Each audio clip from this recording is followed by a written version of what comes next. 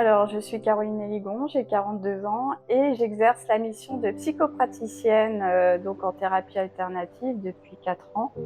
Et je reçois en Bretagne à Guipry-Messac et puis dans les Deux-Sèvres à Saint-Varan. Et je vais recevoir donc des adultes et des adolescents. Alors, mon activité, vraiment, j'ai une vision globale de l'accompagnement, c'est-à-dire qu'il va y avoir toute cette dimension émotionnelle, mentale, physique, énergétique, mais aussi transgénérationnelle. Et du coup, on peut aussi évoquer toute cette dimension de mémoire personnelle, transgénérationnelle, mais aussi collective, hein. Donc, je vais surtout recevoir des personnes qui sont parfois en quête de sens, hein. Des personnes qui vont vivre des phases de tension, d'anxiété, de stress. Mais surtout, je me rends compte que je reçois des personnes qui vivent des blocages, des répétitions dans leur vie ou des troubles peut-être relationnels, physiques, émotionnels, qui vont être vraiment en lien avec des mémoires traumatiques qui sont soit récentes ou des mémoires traumatiques plutôt lointaines. Alors, moi, j'aime bien dire que mon travail, c'est mettre de la lumière sur ce qui est resté dans l'ombre. Donc, on va vraiment venir visiter tout ça pour pouvoir transformer et libérer ensuite. Donc, je tiens à dire aussi que mon travail, ce n'est pas faire la place de l'autre, hein. Je guide, je marche à côté de la personne, effectivement, pour l'aider à comprendre son histoire, ses blessures, ses répétitions de vie, ses schémas inconscients, etc. Voilà. Et donc, pour pouvoir accompagner les personnes, je vais utiliser différents outils. Donc, ça va être par exemple le MDR transpersonnel, la psychogénéalogie. On peut utiliser aussi également l'intégration de la ligne du temps, passer par les supports créatifs, les soins énergétiques, l'hypnosophro, etc. Et donc, notamment, ce que je vais utiliser le plus dans mes accompagnements, ça va être le MDR transpersonnel.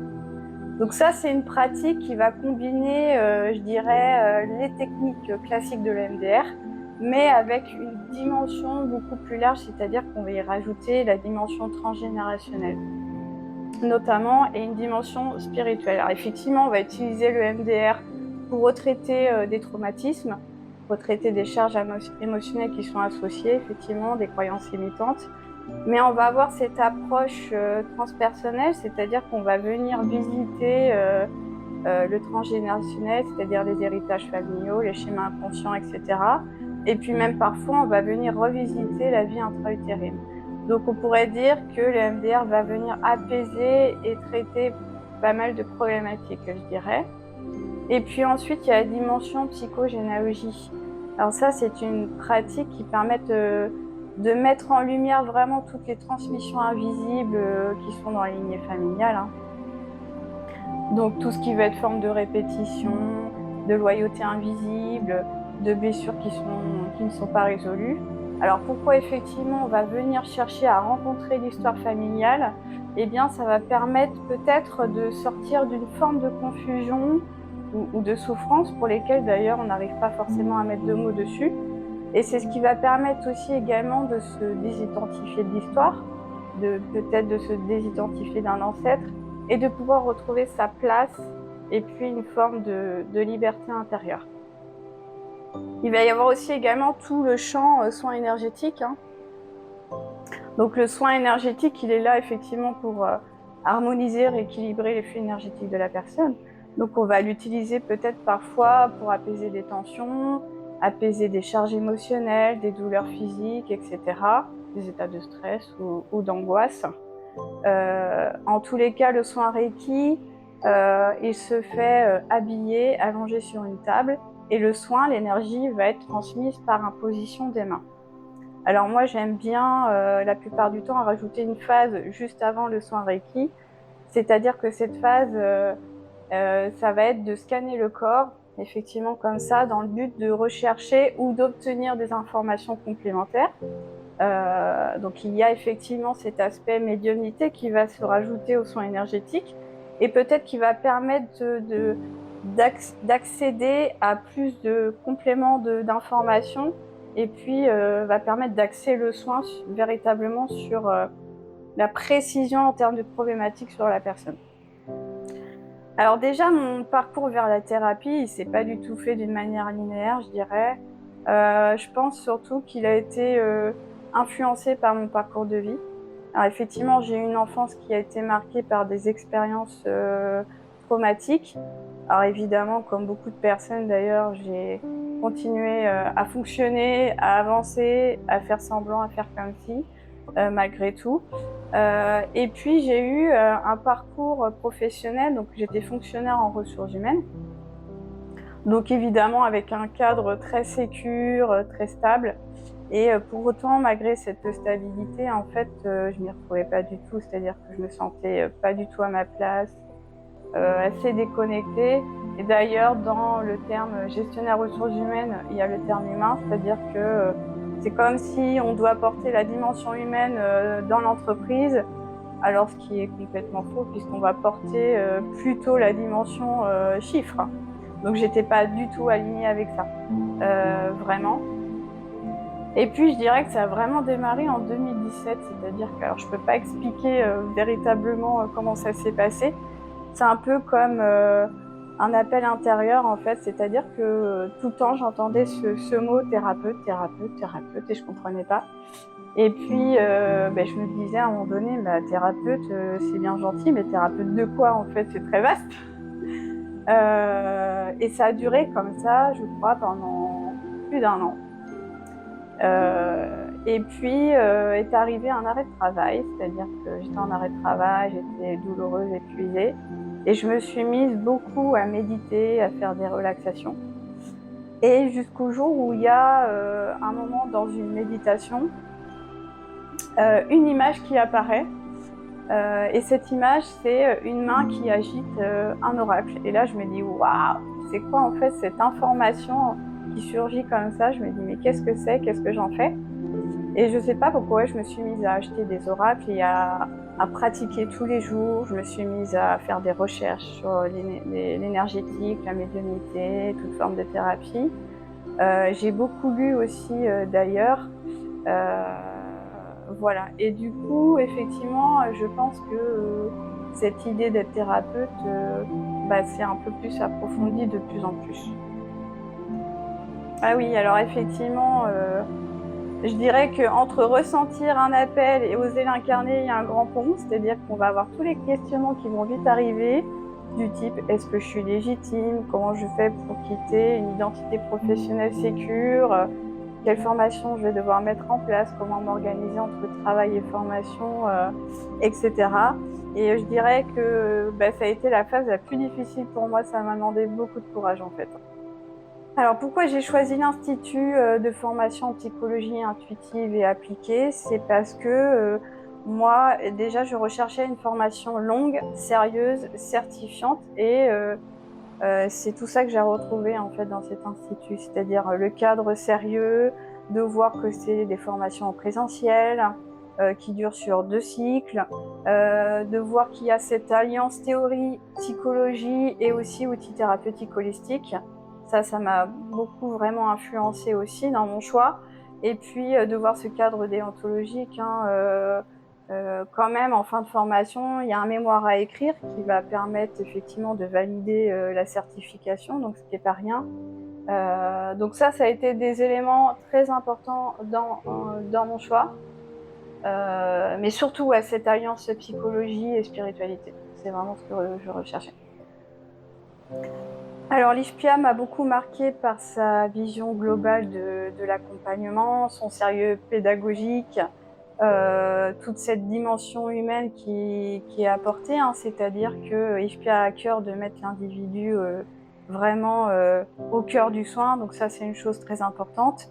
Après, toutes ces valeurs telles que l'écoute, la dimension humaine, la bienveillance, et puis vraiment, je dirais, cette transmission consciente. Alors, ce que j'attendais au début de la formation, c'est vraiment d'avoir des outils concrets et sérieux. Et encore une fois, je dirais cette alliance avec cette base psychologie et puis tout le pan spiritualité.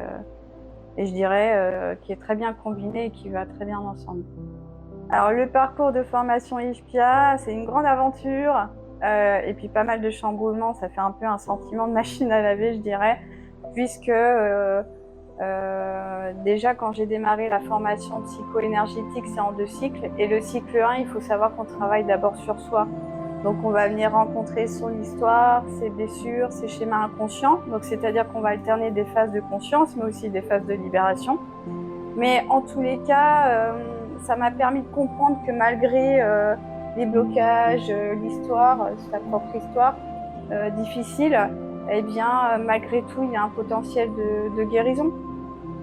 Ensuite, en cycle 2, on travaille vraiment la pratique, la place du thérapeute. Alors, ce qui m'a marqué durant l'enseignement, c'est de trouver un espace hyper bienveillant, c'est-à-dire sans jugement, et qui permet d'oser d'être soi, c'est-à-dire être libre d'être libre de dire, être libre aussi, je dirais, de se tromper, parce qu'en fait, c'est ce qui permet de se réajuster, hein, en tous les cas. Et puis, cet enseignement, il m'a permis de comprendre beaucoup de choses, c'est-à-dire de comprendre qu'il y a certaines problématiques qui ne peuvent pas être abordées seulement par une lecture mentale. Ça va demander effectivement beaucoup plus que ça, c'est-à-dire une écoute vraiment subtile, plus profonde, d'écouter les sensations, les émotions. Donc on est très dans le corporel en fait, hein, au-delà du mental. Il faut vraiment qu'il y ait toute cette combinaison, et c'est cette combinaison qui va vraiment permettre de transformer et de libérer, et puis retrouver ce véritable alignement pour soi. Alors vraiment, moi, j'ai tout apprécié chez IFPIA, tous les outils, tous les modules, mais quand même, je dirais que le MDR transpersonnel, c'est ce que j'utilise le plus dans ma pratique aujourd'hui. Alors effectivement, d'avoir expérimenté tous les différents outils, ça permet aussi de se constituer sa propre caisse à outils en fonction de qui on est. Donc bien sûr, j'utilise pas tout, mais j'ai une véritable caisse à outils aujourd'hui.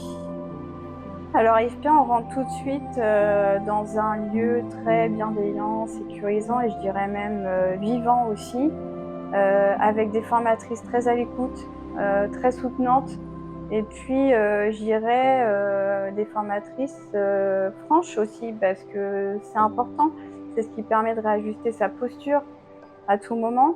Et puis je dirais que c'est des formatrices qui partagent une vision très consciente et très humaine de l'accompagnement, hein, c'est ce qu'elles amènent. Et puis bravo pour avoir pu créer cet institut qui combine à la fois la psychologie et la spiritualité. Merci de mettre toute cette énergie là-dedans. En tous les cas, moi aujourd'hui, je dirais que l'un ne va pas sans l'autre, hein, donc c'est juste super, quoi. Alors oui, la formation m'a transformée, m'a permis de comprendre que mon histoire personnelle, en fait, est devenue une force dans ma pratique. C'est ce qui me permet de proposer des accompagnements plus profonds, sans jugement, et avec vraiment cet état de présence. Vraiment, je pense que c'est cette traversée-là qui me permet de proposer ce type d'accompagnement sans jugement, et avec vraiment cette écoute bienveillante. Alors ouais, la formation, elle a changé ma posture dans le sens où je suis plus aujourd'hui dans l'acceptation de qui je suis, c'est-à-dire que en séance, je suis moi-même, c'est-à-dire je vais accepter mes différences, mais aussi mes valeurs, simplement. Donc il y a vraiment ce côté spontané, naturel, etc. Alors oui, la formation m'a permis d'être plus alignée, plus confiante, puisque du coup, j'ai acquis beaucoup d'outils différents et une posture aussi vraiment très ancrée. Mais de toute manière, je dirais qu'en tant que thérapeute, on en apprend tous les jours. Et puis dans ce cadre déontologique, je dirais que c'est important de se former tout au long de sa vie, et puis de se faire superviser, etc. C'est ce qui gage d'un accompagnement de qualité. Alors ce métier a beaucoup de sens pour moi parce que je trouve qu'il correspond vraiment à ma personnalité.